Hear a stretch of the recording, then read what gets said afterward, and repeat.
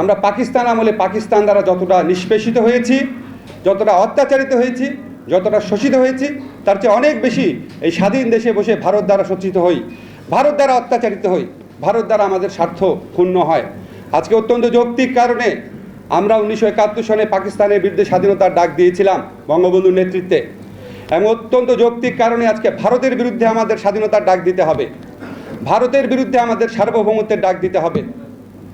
এটা শুধুমাত্র নদীর দখলদারিত্ব না, সমস্ত কিছুর ক্ষেত্রে ভারত যেভাবে আমাদের উপর একটা সাম্রাজ্যবাদী একটা আগ্রাসনের থাবা বিস্তার করে আছে তাদের এই তাবেদার সরকারের মাধ্যমে, সেটার বিরুদ্ধে আমাদের সবাইকে সোচ্চার হতে হবে। ফারাক্কা ব্যারেজকে বলা হয় বাংলাদেশের জন্য একটা মরণবাদ। এরকম মরণবাদ একের পর এক তারা আরও প্রায় প্রতিটি নদীতে তৈরি করেছে, এবং মরণবাদ শুধু না, বাংলাদেশের জন্য মরণ ফাঁদও তৈরি করেছে ভারত। আপনারা জানেন, জাস্ট কয়েকদিন আগে দেখলাম, আগে তারা সীমান্তে তারা নাকি চোরাচালানকারী তাদেরকে মারত, এখন বাংলাদেশের সীমান্তে ঢুকে ভারতীয় বাহিনী বাংলাদেশের মানুষকে হত্যা করছে, নারীদের হত্যা করছে, শিশুদের হত্যা করছে। আমি মাঝে মাঝে চিন্তা করি, আমাদের এখানে মুক্তিযুদ্ধ করেছেন এরকম অনেকে আছেন, এবং পাকিস্তান বিরোধী আন্দোলনে সক্রিয় ছিলেন এবং অনেকে আছেন।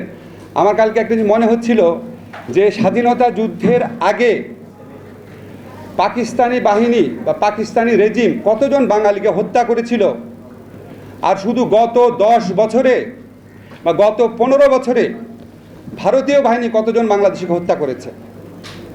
আমাদের একটা স্টাডি হওয়া দরকার।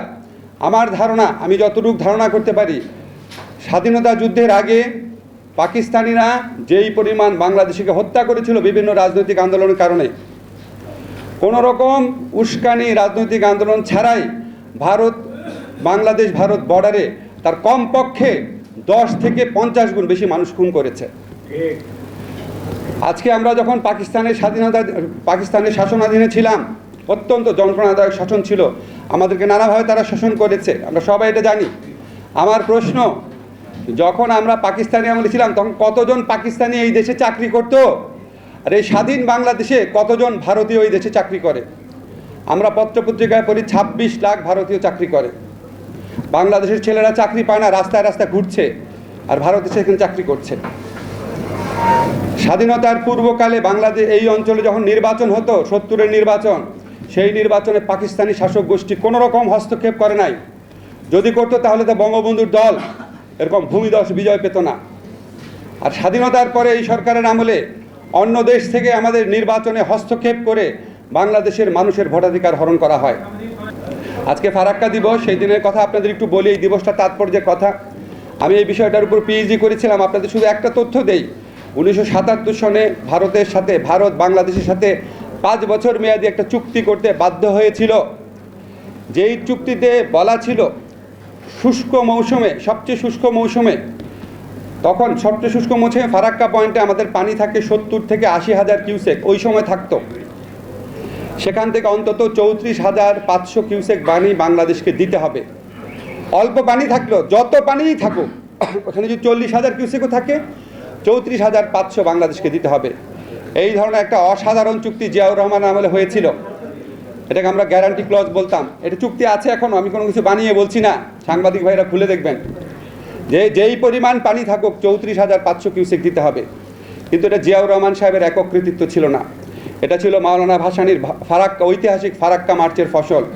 আপনারা জানেন, বাংলাদেশের মানুষকে সংগঠিত করে উনি বাংলাদেশ ভারত সীমান্ত পর্যন্ত নিয়ে গিয়েছিলেন, লক্ষ লক্ষ মানুষকে। ওই সময় একটা আনপ্রেসিডেন্টেড ঘটনা ছিল, আন্তর্জাতিক প্রচার মাধ্যমে ব্যাপকভাবে এটার একটা কাভারেজ দেওয়া হয়েছিল। ভারতীয় মিডিয়া এবং রাজনীতিবিদ মহলে এই ঘটনা ব্যাপক প্রতিক্রিয়া সৃষ্টি করেছিল। 77 সনে আমরা চুক্তিটা পেয়েছিলাম। 1 নম্বর হচ্ছে ফারাক্কা মার্চের কারণে, 2 নম্বর হচ্ছে জিয়াউর রহমানের আমলে জিনিসটা সাধারণ পরিষদে তোলা হয়েছিল ভারতের বিরুদ্ধে কমপ্লেইন হিসাবে, এবং ওখানে স্পেশাল পলিটিক্যাল কমিটিতে একটা কনসেনসাস স্টেটমেন্ট করতে ভারত বাধ্য হয়েছিল। যেই স্টেটমেন্টের কারণে 77 সনে চুক্তি হয়েছিল, 5 বছর মেয়াদী চুক্তি ছিল।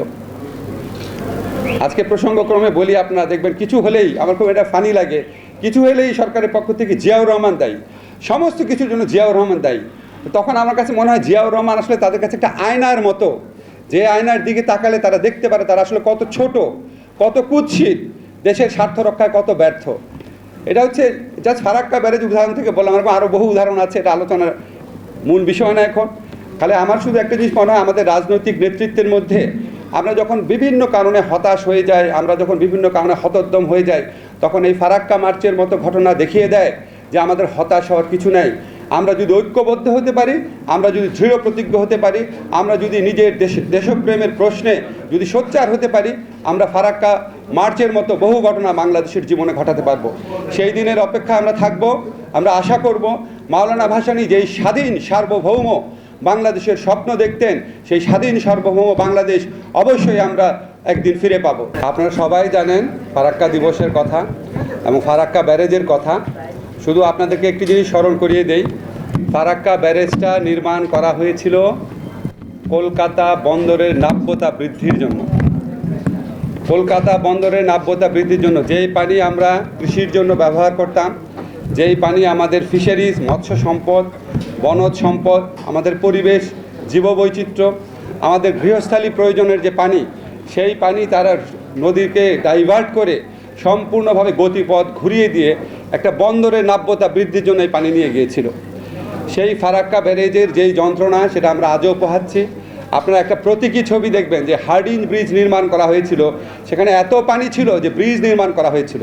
আজকে সেখানে মাটির নিচে দিয়ে ট্রাক যাচ্ছে, সেখানে বাচ্চারা খেলছে, চাষাবাদ করছে। এই ছবি আপনাদের বলে দেয় যে কী পরিমাণ পানি তারা ডাইভার্ট করেছিল এবং এখনও করে যাচ্ছে।